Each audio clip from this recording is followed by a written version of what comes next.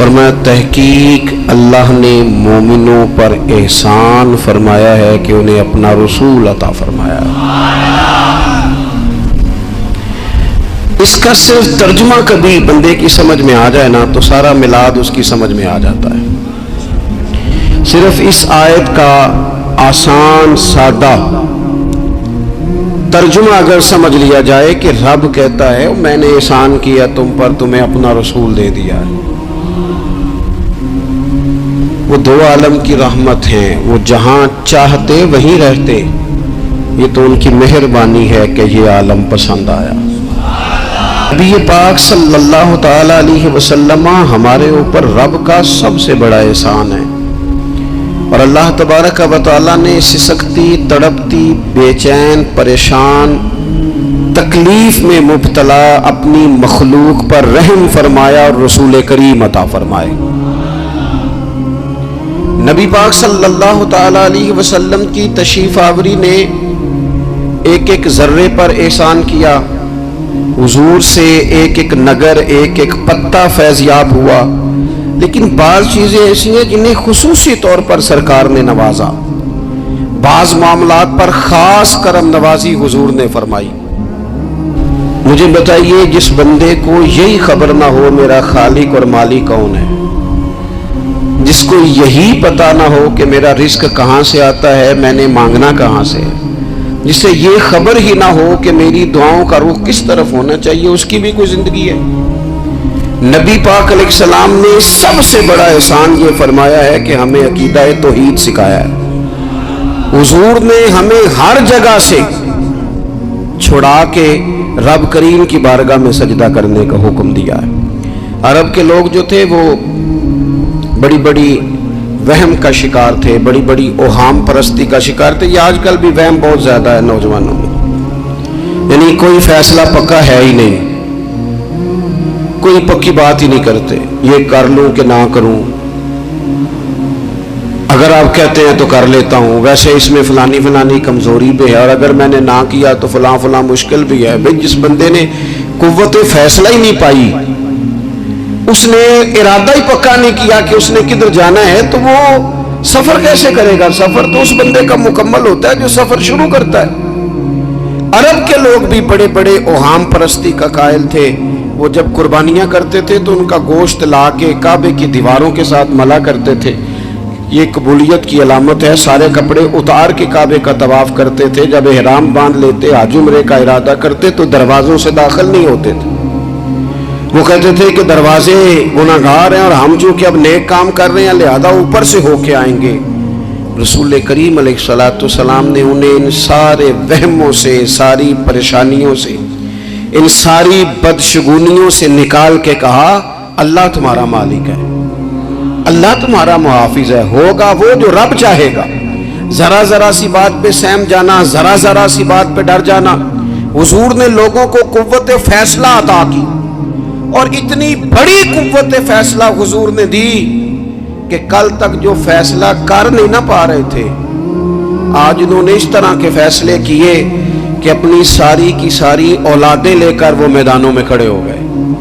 وہ ڈٹ گئے کہ ہم نے کفر کے مقابلے میں جہاد کرنا ہے، انہوں نے طے کر لیا کہ حق کیا ہے، سچ کیا ہے۔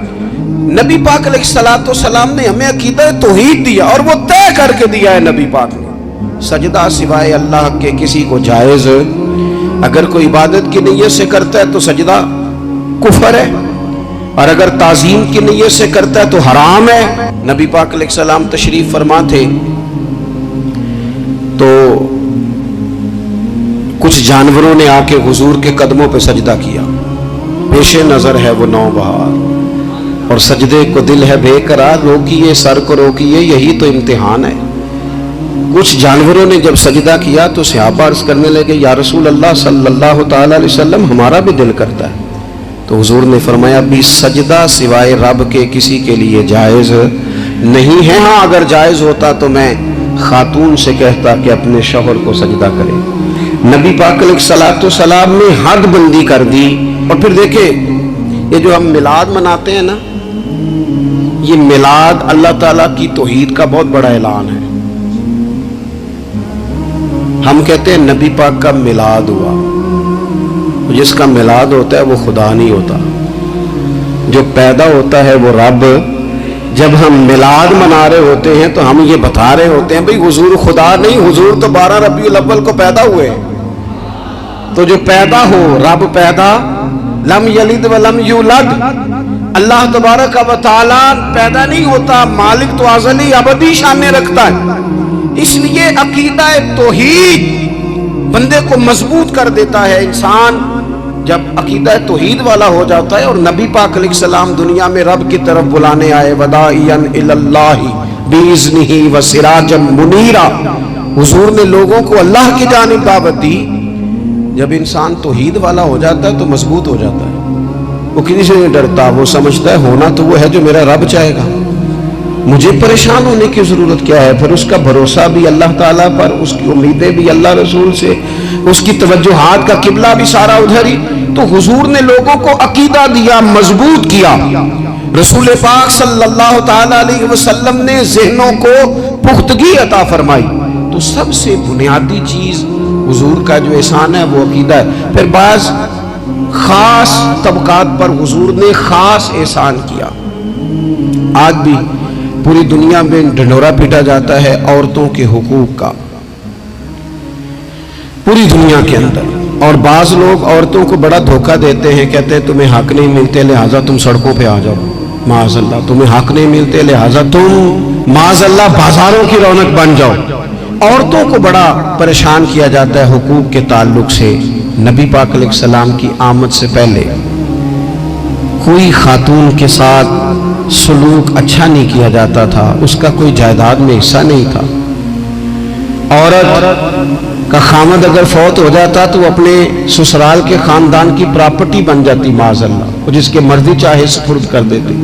ہندوستان کے بعض علاقوں میں ایسی کبھی رسمیں بھی پائی جاتی تھی کہ بعض عورتیں اپنے خامد کے ساتھ جل جانا مناسب سمجھتی تھی کہ بعد میں کوئی زندگی تو ہوگی نہیں، اور بیوہ خاتون اور طلاق یافتہ خاتون، اس کے بارے میں تو لوگوں کا خیال تھا کہ شاید یہ خاتون بالکل سوسائٹی اور سماج کا حصہ ہی نہیں ہونی چاہیے۔ قربان جائیں، یہ اعزاز میرے نبی پاک نے دیا ہے۔ حضور نے پہلی شادی ہی اس خاتون سے کی ہے جن کا پہلے بھی نکاح ہو چکا تھا، اور خاتون کو حضور نے حقوق دیے، جائیداد میں حصہ دیا۔ کہا جو بیٹیوں کی بہنوں کی پرورش کر کے آئے گا اور اچھی پرورش کر کے انہیں روانہ کر دے گا، جس طرح میری 2 انگلیاں جڑی ہوئی ہیں میرے ساتھ جڑ کے جنت میں جائے گا۔ اور ایک روایت میں فرمایا کہ جب کسی کے ہاں بیٹی پیدا ہوتی ہے نا تو اللہ فرشتوں کو بھیجتا ہے، اور وہ اس کے گرد کھڑے ہو جاتے ہیں اور گھر والوں کو سلام کہتے ہیں، اور کہتے ہیں یہ ضعیفہ ایک ضعیفہ سے پیدا ہوئی ہے، یہ کمزور، یعنی صنف کے لحاظ سے کمزور نازک بچی، ایک نازک ماں سے پیدا ہوئی ہے۔ فرشتے کہتے ہیں جو اس کی پرورش کرے گا نا، اللہ قیامت تک اس کی مدد کرے گا، اس کی ہمیشہ مدد ہوتی رہے۔ اور نبی پاک صلی اللہ تعالیٰ علیہ وسلم کی خدمت میں آ کے جب خواتین نے کہا تو نا یا رسول اللہ، ہمارے تو دین دنیا کے معاملات میں مردوں کے تعلق سے کمزوری ہے، کئی دن تو ہم ویسے نماز نہیں پڑھ سکتی مہینے میں، کئی دن تو ہم ویسے عبادات کے قریب نہیں جا سکتی، جہاد پہ ہم نہیں جاتی، گواہی ہماری مردوں کے برابر نہیں، تو یا رسول اللہ صلی اللہ علیہ وسلم ہمارا بھی کوئی اعزاز ہے۔ تو حضور نے فرمایا جب کوئی خاتون حاملہ ہوتی ہے نا تو اللہ اسے اتنا ہی ثواب دیتا ہے جتنا جہاد کرنے والے کو ثواب دیتا ہے، اور جب بچہ پیدا ہوتا ہے تو اللہ تعالیٰ اسے شہادت کا درجہ عطا کرتا ہے، اور جب وہ بچوں کو دودھ پلاتی ہے تو رب اسے غلام آزاد کرنے کا ثواب عطا کرتا ہے۔ ایک دفعہ نا نبی پاک صلی اللہ تعالیٰ علیہ وسلم کی خدمت عالی مرتبت میں حضرت عائشہ صدیقہ رضی اللہ تعالیٰ عنہ نے ایک واقعہ عرض کیا۔ عرض کی حضور آج میرے ساتھ عجیب معاملہ ہوا، میں گھر میں اکیلی تھی تو ایک خاتون 2 بیٹیوں سمیت آئی، اس نے کہا کہ میں بھی بھوکی ہوں، میری بیٹیاں بھی پریشان ہیں، کھانا نہیں کھایا۔ سیدہ پاک کہتی ہیں یا رسول اللہ میرے پاس بھی 3 کھجوریں تھیں گھر میں پڑی، یہ 2 جہاں کے شاہ ہیں پر پاس کچھ رکھتے نہیں، اور 2 جہاں کی نعمتیں ہیں ان کے خالی ہاتھ میں۔ فرماتی ہیں وہ 3 کھجوریں میں نے ان 3 ماں بیٹیوں کو دے دی، ماں نے پہلے ایک کھجور دونوں بیٹیوں کو دی، پھر بچیاں وہ کھجور کھا کے ماں کی طرف دیکھنے لگی تو جو کھجور ماں کے پاس تھی اماں نے اس کے بھی 2 حصے کر کے بیٹیوں میں بانٹ دیے۔ حضرت عائشہ عرض کرنے لگی یا رسول اللہ میں نے یہ بڑا نرالا رنگ دیکھا ہے، ماں کا اپنے بچوں سے پیار کا انداز۔ تو حضور نے کیا فرمایا؟ نبی پاک علیہ الصلوۃ والسلام فرمانے لگے سن پھر اللہ تعالیٰ نے اس عورت پر جنت کو واجب کر دیا ہے، فرمایا اللہ نے اسے جہنم سے دور کر دیا ہے جو بیٹیوں کے معاملے میں آزمایا گیا، اور جس نے پھر ان کے ساتھ اچھا سلوک کیا۔ اپنا حضور کا عمل یہ تھا کہ حضور کی بڑی صاحبزادی سیدہ زینب رضی اللہ تعالیٰ عنہ، یہ حضور کی سب سے بڑی صاحبزادی ہیں، یہ بخاری میں آپ کو ملے گا کہ ان کی بیٹی جناب امامہ بنت زینب چھوٹی سی عمر تھی، تو جب حضور نماز کے لیے آتے تھے تو نواسی کو اٹھا کے ساتھ لے آتے تھے، اور وہ حضور نماز پڑھتے تھے تو وہ نبی پاک کے کندھوں پہ کھیلتی تھی۔ حضور نے عملاً بیٹیوں سے پیار کرنا سکھایا، بیٹیوں سے محبت کریں، بیٹیوں سے پیار کریں۔ بیٹیاں بڑی خیرخواہ ہوتی ہیں، بیٹیاں ماں باپ کی بڑی وفادار ہوتی ہیں، بیٹیاں بڑا خاص تعلق رکھتی ہیں۔ جوانوں آپ سے بھی کہوں گا بہنوں کی طرف توجہ رکھیں، وہ کسی کی بہن آپ کے گھر ہے اس کا بھی خاص احساس کریں، وہ بھی کسی کی بہن ہے، لیکن اپنی بہن کے ساتھ بھی خاص نسبت کا تعلق قائم رکھیں، رشتوں میں اعتدال ہونا چاہیے۔ اس صنف کو نبی پاک علیہ السلام نے خاص کر کے نوازا ہے، اور ہمارا بھی ان کے ساتھ خاص رشتہ ہونا چاہیے۔ اسی طرح کا معاملہ یتیموں کے ساتھ ہے، کمزوروں کے ساتھ ہے۔ دیکھو آج نا ہمارے ہاں کمزوروں، غریبوں، مسکینوں، یتیموں کی مدد تو کی جاتی ہے، لیکن انہیں لوگ اپنے ماحول کا حصہ نہیں بناتے۔ یعنی کبھی گئے تو غریبوں میں آٹا بانٹ آئے، کبھی گئے تو غریبوں میں جا کے کپڑے تقسیم کر آئے، کبھی گئے تو غرباء کو کچھ وقتی طور پر کچھ ضروریات زندگی دے دی، کبھی عیدیاں بانٹ دی، کبھی سیلاب زدگان میں چلے گئے۔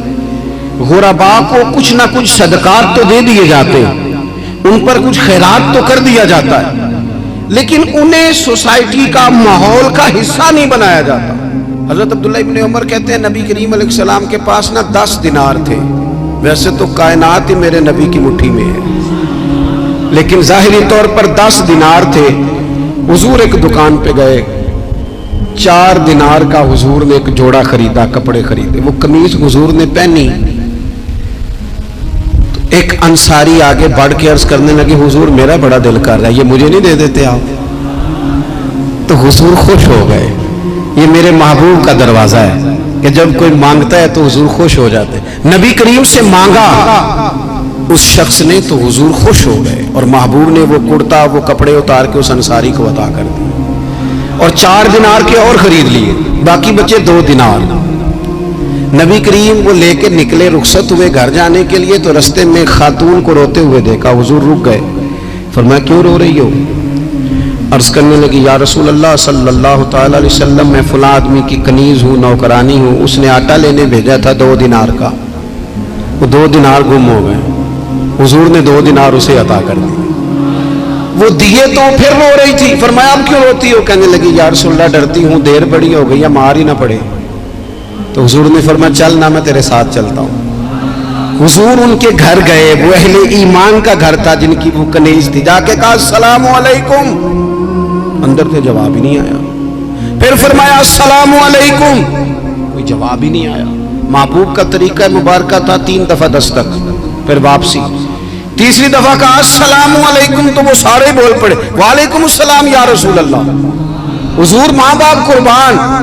تو حضور فرمانے لگے میں نے پہلے بھی 2 دفعہ سلام لیا، بولا کوئی نہیں، کہا یا رسول اللہ اپنے نصیب تھے نا کہ ہم پہ سلامتیاں بھیج کون رہا، ہم نے سوچا ذرا 3 دفعہ مل جائے سلامتی، ذرا مل جائے نا، حضور سلامتی بھیج رہے ہیں تو آتی رہے نا۔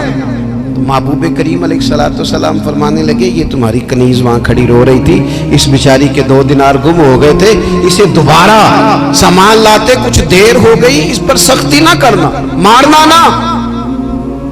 غلام کہنے لگے حضور اس خاتون کے قربان جائیں جو ہمارے کریم رسول کو ہم جیسے غریبوں کے گھر تک لے آئیے، مارنا کیا، ہم اسے آزاد کرتے ہیں، یہ آزاد ہے اللہ کی رضا کے لیے۔ یہ دیکھو یہ میرے نبی پاک کا انداز ہے۔ حضور نکلے تو جناب عبداللہ ابن عمر فرماتے ہیں رسول کریم فرمانے لگے شکر ہے اللہ تعالیٰ کا، 10 دینار تھے، ایک انصاری نے بھی قمیض پہن لی، میں نے بھی قمیض پہن لی، اور رب نے ایک کنیز کو آزاد بھی فرما دیا۔